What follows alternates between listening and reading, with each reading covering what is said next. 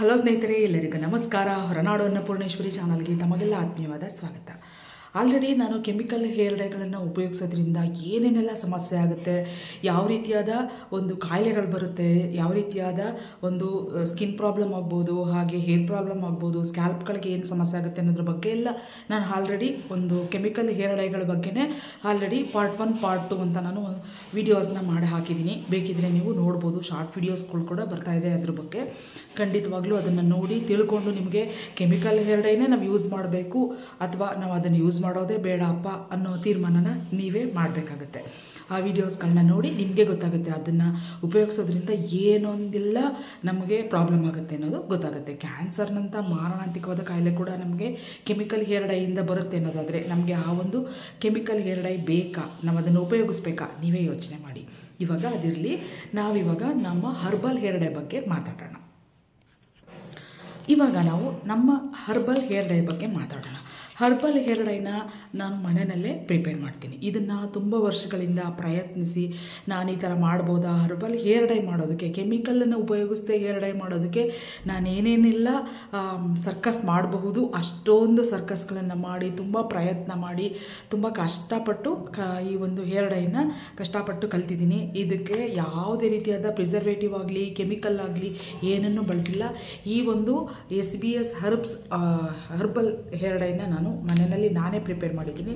ಇದಕ್ಕೆ ಯಾರ ಸಹಾಯನೂ ಕೂಡ ನಾನು ತಗೊಂಡಿಲ್ಲ. ಹಾಗೆ ಎಲ್ಲೂ ಹೊರಗಡೆಯಿಂದ ನಾನು ಏನನ್ನೂ ತರಿಸ್ದೆ, ಮನೆಯಲ್ಲೇ ಸಾಧ್ಯವಾದಷ್ಟು ಮನೆಯಲ್ಲೇ ಪ್ರಿಪೇರ್ ಮಾಡೋದಕ್ಕೆ ಟ್ರೈ ಮಾಡಿದ್ದೀನಿ. ಮನೆಯಲ್ಲೇ ಪ್ರಿಪೇರ್ ಕೂಡ ಮಾಡಿ ತುಂಬ ಜನ ತಗೊಂಡಿದ್ದಾರೆ. ತುಂಬ ಜನಕ್ಕೆ ತುಂಬ ಒಳ್ಳೆ ರಿಸಲ್ಟ್ ಬಂದಿದೆ. ಸುಮಾರು ನಾನು ಕೊಟ್ಟಿರುವಂತಹ 99% ಜನಕ್ಕೆ ಇದು ಉಪಯೋಗಕ್ಕೆ ಬಂದಿದೆ. ತುಂಬ ಜನ ಒಳ್ಳೆ ರೀತಿಯಾದ ಮಾತುಗಳನ್ನೇ ಆಡಿದ್ದೀರಾ.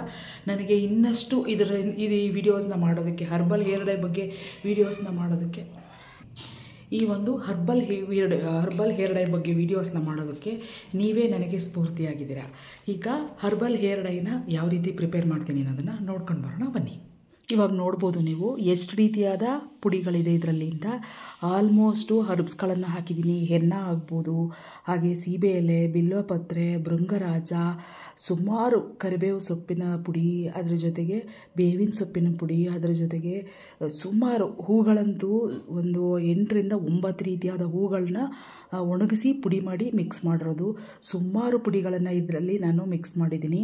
ಸುಮಾರು ಹರ್ಬ್ಸ್ಗಳನ್ನು ಬಳಸಿ ಮಾಡಿದ್ದೀನಿ. ಇದು ಕಲರ್ ಬರೋದಕ್ಕೆ ಈ ರೀತಿಯಾಗಿ ಇದು ಒಂದು ಹೇರ್ ಡೈ ಆಗಿ ಇದು ರೆಡಿ ಆಗೋದಕ್ಕೆ ನಾನು ಸಾಕಷ್ಟು ಪ್ರಯತ್ನ ಮಾಡಿದ್ದೀನಿ.